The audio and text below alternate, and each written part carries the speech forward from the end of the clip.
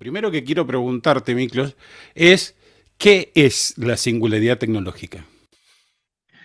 La singularidad tecnológica es un concepto que no es nuevo. En realidad esto, si uno revisa la historia un poquito, John von Neumann, el famoso físico estadounidense, bueno, de origen húngaro en realidad, él fue el primero en utilizar este concepto, donde mencionaba que iba a llegar un punto donde el desarrollo tecnológico iba a ser tal que la humanidad como la conocemos iba a cambiar y quizás hasta iba a perder su sentido. Y en términos más actuales, en el año, si mal no recuerdo, a inicios de los 90, hay un escritor, un autor, Vernon Lynch, que ya acuña el concepto tal kual lo conocemos hoy. Y después quien populariza el concepto es uno de los principales ponentes del transhumanismo, que es Raymond Kurzweil, ¿no? Que es, de hecho, profesor también, uno de los miembros fundadores de Singularity University, que es esta la Universidad de la Singularidad. Y a lo que refiere la singularidad tecnológica en este caso, es un punto en el cual el desarrollo tecnológico, el crecimiento tecnológico agarra tal velocidad, tal ritmo, que llega a ser incontrolable. Y desde ese momento el ser humano, la humanidad, pierde sentido, es incapaz de seguir el progreso de ese crecimiento, de esa explosión de inteligencia, ¿okay? De ese crecimiento, desarrollo tecnológico.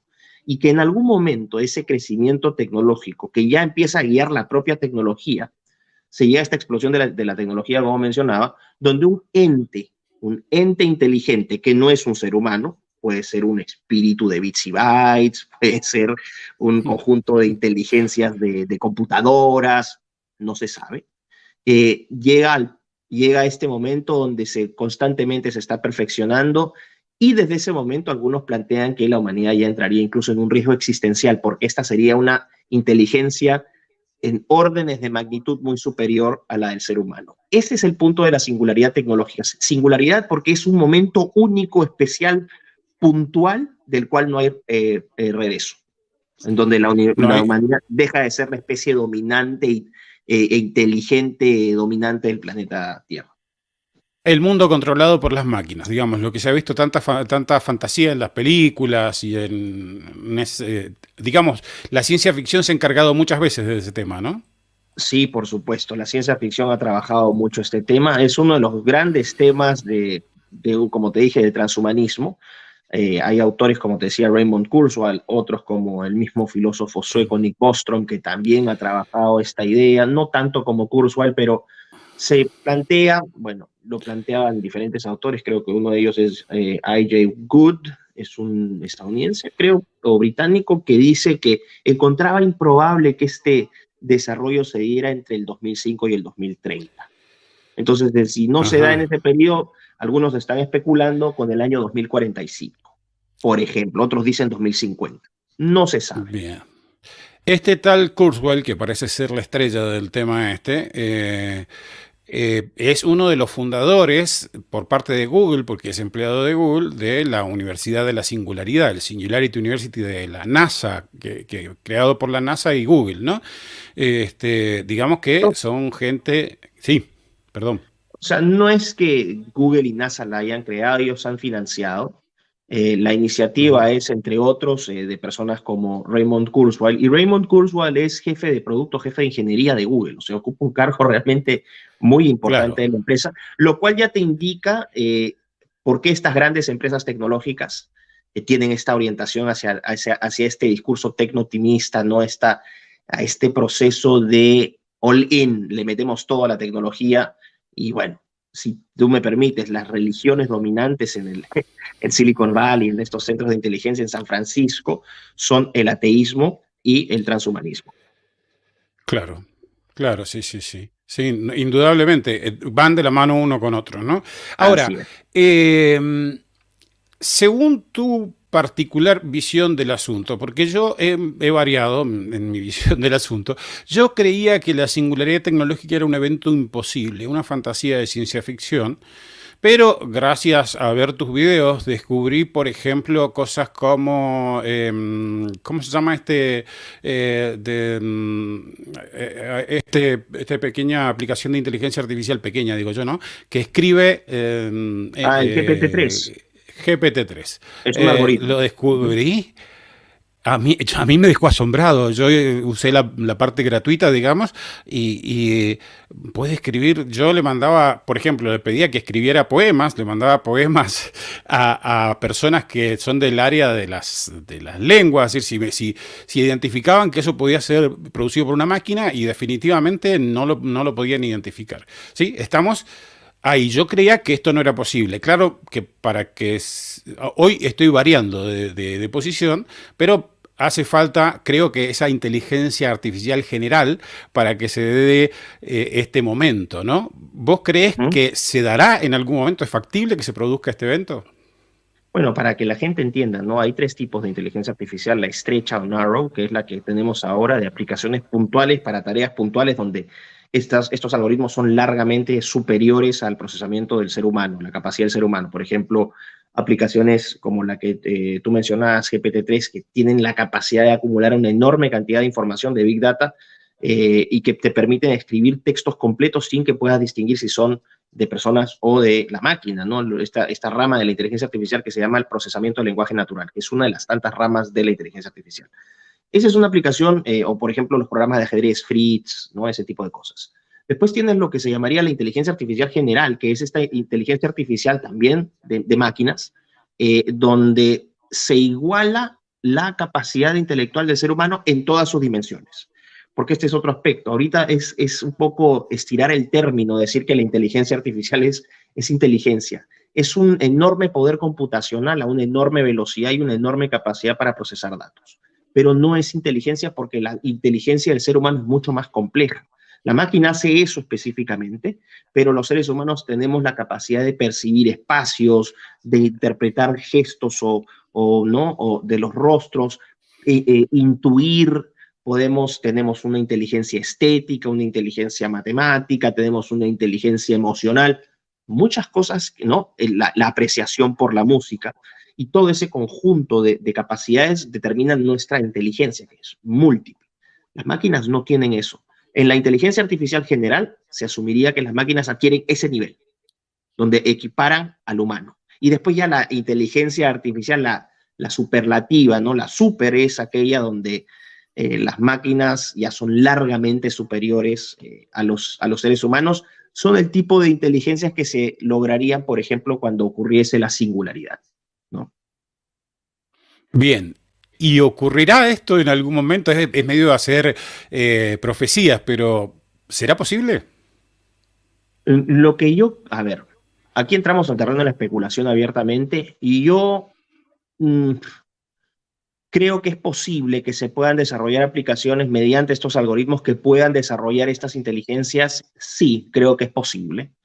No creo que sea con el optimismo con el cual lo han planteado los grandes promotores de esta idea de singularidad, de superinteligencia, los transhumanistas orientados en este campo específico, pero sí creo que va a ser posible. Lo que no creo que vaya a ser posible es que a partir de este conjunto de inteligencias tengas, o sea, que el ser humano igual creo va a ser capaz de distinguir o de percibir a la máquina. Hay un componente trascendental que la máquina no va a poder lograr. Yo creo que ese componente, esa dimensión trascendental espiritual, creo que la máquina no la va a lograr. Bueno, esperemos que así sea. Yo la verdad he tenido un cambio, me ha cuestionado estas cuestiones metafísicas, te digo, el ver Uh -huh. estas posibilidades que tiene la máquina ahora que yo las desconocía. Eh, Pero te planteo ¿Cuál? cortito por qué estoy Sí, justificando esto, que creo que es sí. importante o interesante para la gente para que piensen, ¿no? Ellos ya plantearán su propia, ¿no? Tendrán su propia forma, su propia idea, pero todo lo que es inteligencia artificial, el desarrollo de algoritmos, este enorme procesamiento, esta capacidad para procesar enormes volúmenes de información a velocidades realmente impresionantes, se reducen todas a una dimensión cuantitativa. Ojo con Sí. esto es importantísimo, o sea, todo es métrica. Pero el ser humano no solamente es métrica. Ese es ese es el gran vamos a decir, la gran limitación que yo le veo a la máquina. Y uno dice, bueno, sí, pero todo al final puede ser reducido a números. Eso sería aspirar o alinearse con una posición abiertamente materialista. Y yo no creo en el materialismo. Yo creo que hay algo más que materia, ¿no? Claro, claro. El todo es más que la suma de las partes, por decir.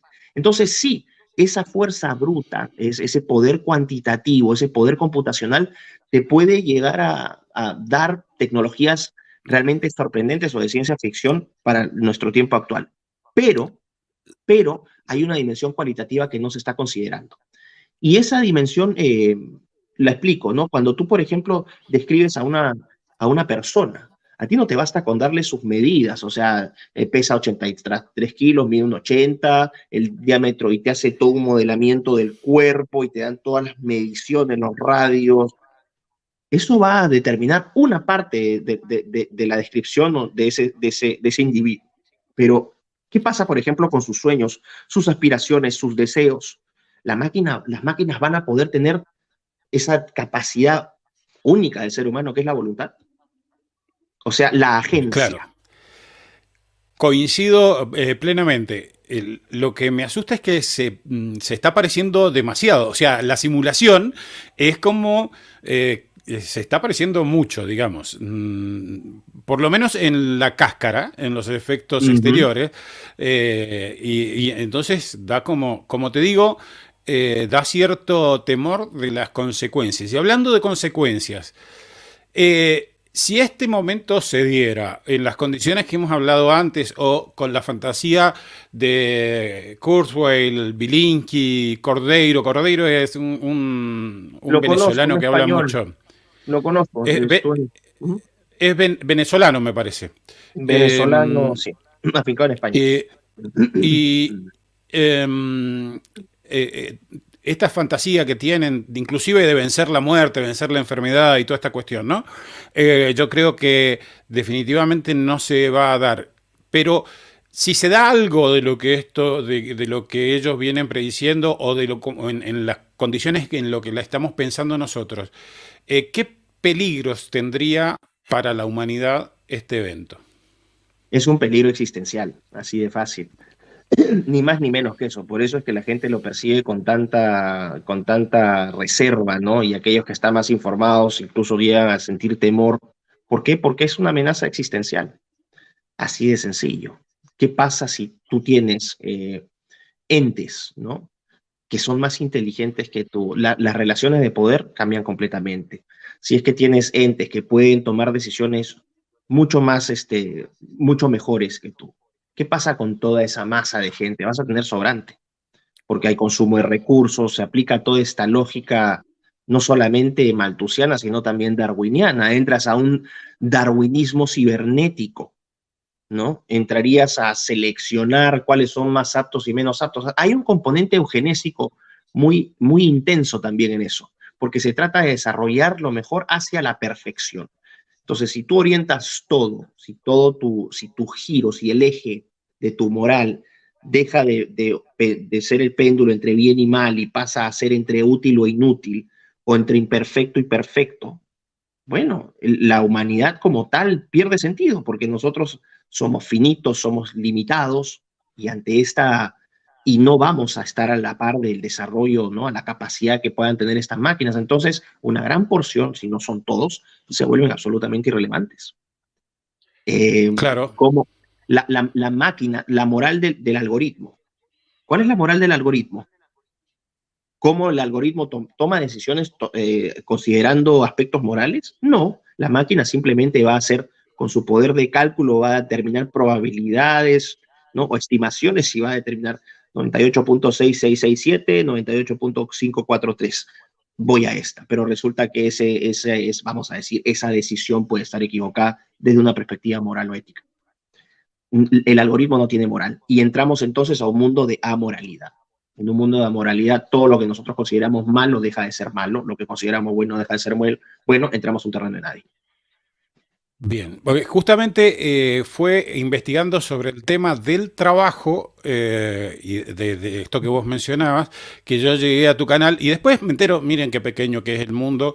Miklos vivía en ese entonces en Londres, creo, Por Manchester, cerca de Manchester. por Manchester, bien.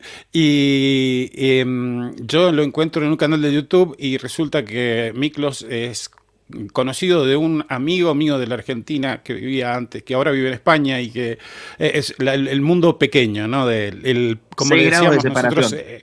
sí, sí, sí, sí, el pibe Charlie Beltramo. Ujú. Así que gracias a eso también Miklos tuvo la deferencia de concederme Sí. esta entrevista, porque yo Le soy mando un un ilustre saludo. desconocido. No, no, no. Un fuerte abrazo para Carlitos Beltramo también, si nos llega a ver. Sí, sí. Bueno, decía, yo llegué a tu canal en principio por el tema, buscando este tema del futuro del trabajo, preocupado por esta posibilidad de que mis alumnos, que yo supuestamente tengo que prepararlos para el trabajo del mañana, sean afectados seriamente por este tema. Y creo que sí, sí van a ser afectados seriamente por este tema, ¿no? Entonces, otro asunto que hemos hablado y que yo he escuchado por ahí en videos tuyos es sobre el tema de cuáles son los posibles trabajos que no van a poder ser asumidos por máquinas. Yo hasta ese momento, el año pasado, por ejemplo, aconsejaba a mis alumnos la programación de computadoras, por ejemplo. O sea, por supuesto, dentro de sus particularidades y su vocación, ¿no? La programación de computadoras.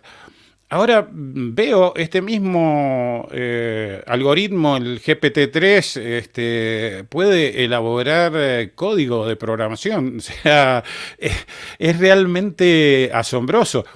El momento, ese momento de singularidad en que las máquinas se puedan perfeccionar a sí mismas, si es que llega, que es una cosa que me aterra, pero si es que llega, ¿qué va a hacer? Porque, por ejemplo, perdón, me extiendo un poquito, ya nomás, pues sé que tenés poco tiempo. Este video, esta parte de esta entrevista la vamos a pasar en radio esta tarde.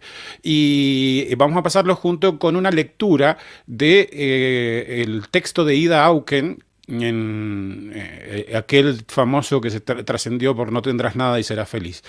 Y el planteo que hace básicamente es de no trabajamos o trabajamos porque queremos.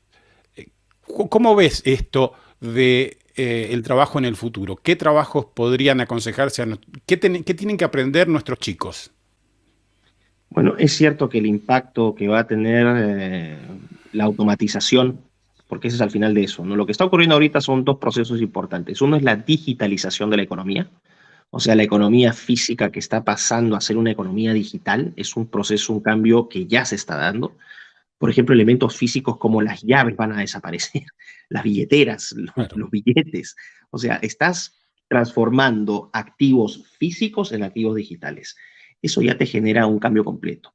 La infraestructura de la economía física también se está digitalizando. O sea, cada vez estás haciendo más transacciones online, ya no necesitas, por ejemplo, si el trabajo se realiza en casa, todo lo que es la infraestructura en transportes y en comunicaciones deja de ser más relevante. Hay una, como te dije, este es un proceso, es un cambio que yo digo es bastante más fuerte y que va a tener un impacto mucho mayor que la primera revolución industrial que se llevó a cabo en el Reino Unido hace 200 años, un poco más de 200 años. Ese es el primer aspecto. Y el segundo es la automatización. Y en el proceso de automatización significa que varios procedimientos que antes involucraban la inteligencia o la capacidad de discernimiento, el sentido común del ser humano para tomar decisiones, van a ser reemplazados gradualmente por las máquinas. Y esto obviamente por ejemplo, en trabajos que requieren capacidades analíticas, capacidades de procesamiento de datos, habilidades matemáticas, los humanos van a ser dejados de lado fuertemente. Y este proceso de automatización conlleva un traspaso que creo que es la gran pugna entre la agencia humana, es decir, la capacidad del ser humano para tomar decisiones por su cuenta de manera voluntaria y libre, versus la agencia artificial, que es la capacidad que van a tener las máquinas, te guste o no, de tomar decisiones por ti. Eso es lo grave. Y aquí lo que vas a tener es que un gran número de trabajos que caen en estas categorías que son fácilmente automatizables, ya tienes ya un impacto fuerte. Por ejemplo, las personas que están los choferes de camiones en los Estados Unidos son más o menos 700.000, ya se están desarrollando aplicaciones con camiones inteligentes que se manejan solos. ¿Qué pasa con esa gente? Los mozos de restaurantes, los chefs de restaurantes, cosas que parecían que no iban a ser reemplazables, ya son reemplazables. Tienes en China restaurantes donde no participa un solo ser humano, literalmente, y la Sí. comida te la sirve un robot, y la comida te la prepara un robot. Los contadores, ¿no? Aspectos, por ejemplo, profesionales de las clases medias, porque la gente dice, esto solamente va a afectar a las clases, a los proletarios, ¿no? Del siglo XXI. No. El impacto que estas tecnologías tienen, sobre todo la inteligencia artificial, es que atacan directamente a la clase media.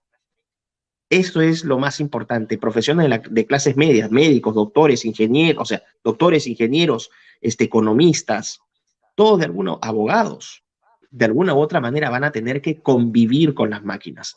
¿Eso qué significa? ¿Van a ser reemplazados completamente por las máquinas? No creo. Hay un componente humano de creatividad, de intuición que te decía que todavía las máquinas no han desarrollado, digo todavía. Y creo que esas carreras, no solamente las que están relacionadas con el área tecnológica, van a ser importantes, sino aquellas que requieran intuición, que requieran estrategia, capacidad de, ¿no? de proyectar escenarios, no solamente desde una perspectiva numérica, sino también cualitativa, la percepción, ¿no? Los grandes financistas no solamente son capaces de procesar grandes cantidades de números, sino que tienen una intuición especial para determinar o medir la temperatura del mercado. Eso creo que también va a seguir teniendo validez. Y las otras profesiones donde yo creo que los algoritmos todavía no van a tener impacto, aunque de aquí voy a hacer una anotación, son aquellas carreras u oficios que requieran contacto humano. Por ejemplo, la gente que cuida niños, ¿no? Te parecerá ridículo, pero esta idea de que antes se daban abrazos y veíamos en la calle, ¿no? Estos videos donde, te doy un abrazo. Yo creo que va a haber una crisis de soledad inmensa, o sea, la epidemia de la soledad va a ser muy grande. Y esta se va a vender, los afectos van a ser comercializados. Parece ridículo, pero vamos a llegar a ese punto. Así como se metió agua en botellas, vamos a llegar a ese punto donde vas a tener que pagar para que alguien te dé un abrazo.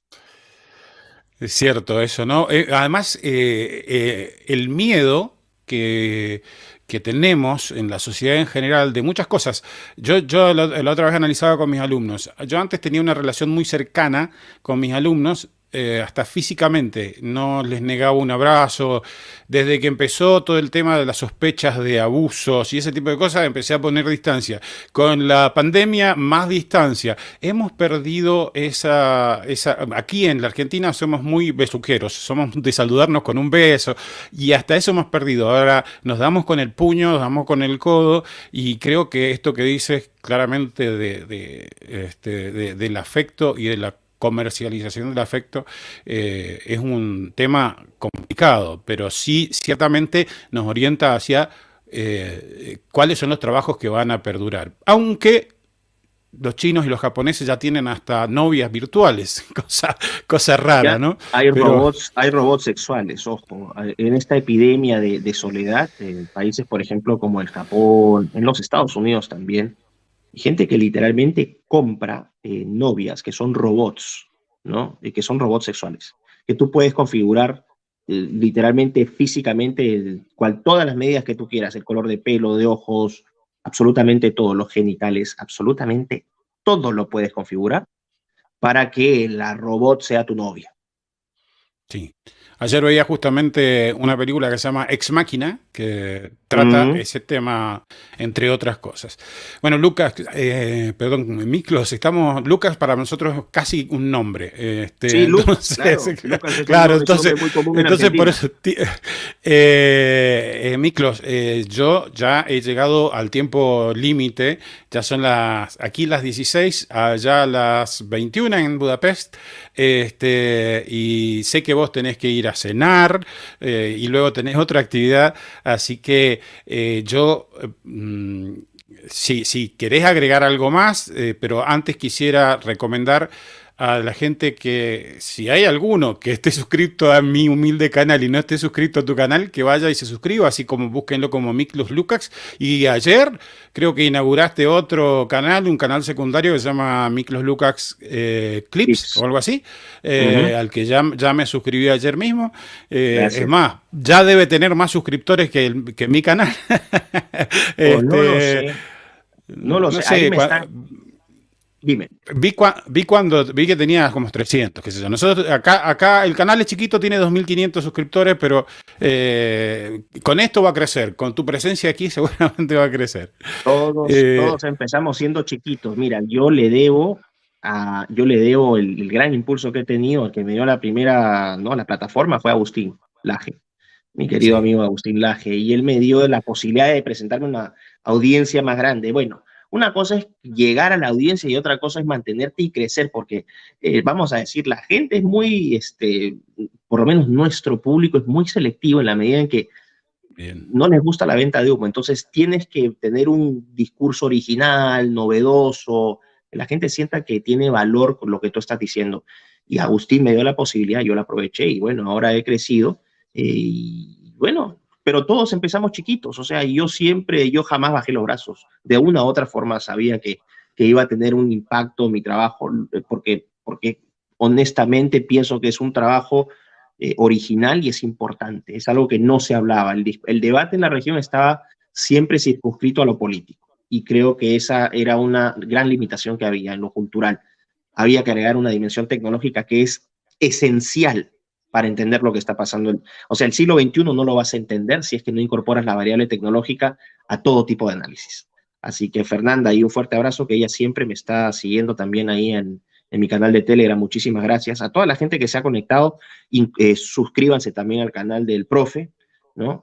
Apoyemos a toda la gente que está tratando de aportar algo, ¿no?, diferente y que suman a nuestra causa. Y a la gente que quiere sumarse a Miklos Lukács Clips, que no es un canal, ojo, tengo que confesar, yo no manejo ese canal, pues no tendría tiempo. Me ayuda, alguien me está ayudando a manejarlo, un equipo de gente me está ayudando a manejarlo, porque si no, yo no puedo. Pero la ventaja que tiene Miklos Lukács Clips es que ahí no subo contenido que subo en mi canal primario. No van a haber duplicación de contenido, sino que hay un montón de entrevistas, conversatorios, conferencias que no subí a mi canal porque mi canal primario tiene una temática, pero da pena porque se estaba perdiendo lo otro. Entonces me sugirieron, ¿por qué no haces esto? Y yo dije, bueno, perfecto, pues no tengo tiempo, me ayudan, sí, te ayudamos. Ok, si quieren ir a Miklos Lukács Clips, bienvenidos y obviamente a mi canal, que el principal, que es Miklos Lukács, ¿no? Así que nada, Eduardo, ha sido un placer. Espero que haya sido una conversación entretenida. Yo de acá, como bien dices, me voy a comer algo porque me muero de hambre y de ahí otra actividad, porque así es la vida en Such is Life in the Tropics, en los trópicos de la Europa Central. muy, muy No, no, bien, muy no, no bien. Such is Life in the Tropics, no, Such is Life for the Tropicals, sería más preciso. Para los Bueno, tropicales, no en el claro. trópico. ¿Ah? Nosotros aquí apenas son las 4 de la tarde, así que yo ya almorcé, así que ya voy a dejarte que puedas cumplir con tus horarios, porque si no después vas a tener que comer a las apuradas, te vas a indigestar, vas a ir a tu siguiente obligación voy a sentirme culpable de que te vayas a No, indigestar por comer a las apuradas, ¿eh? no te preocupes, ya es parte de los rigores de lo que hacemos y agradezco el interés que personas como tú tienen, de la gente que nos sigue en las redes, que hacen posible que uno pueda llegar con su mensaje a más personas. Así que en realidad es un mérito y un trabajo conjunto, no solamente de nosotros, porque nosotros no existiríamos si la gente no nos apoyara y no difundiera lo que hacemos. Así que a todos los que hacen posible que lleguemos a más gente, muchísimas gracias. Realmente yo lo valoro mucho. Muchas gracias. Y gracias a ti, Eduardo, por la invitación. Bueno, nuevamente un gran abrazo a la distancia, no sé cuántos kilómetros nos separan, pero gracias a la tecnología a la que también le tenemos un poquito de miedo, estamos aquí cerca, uno al lado del otro. Un gran abrazo y éxitos Gracias, allí Eduardo. en ese gran país. Me he interiorizado con el tema de Víctor Orbán y toda esta cuestión gracias a vos y realmente es un camino de esperanza, Así es. un signo de esperanza. Bueno, Así es. nada más, no te distraigo más. Abrazo enorme. Gracias. Un fuerte Saludos a abrazo hasta todos, Argentina. suscríbanse a nuestros canales y muchas gracias. Gracias, adiós.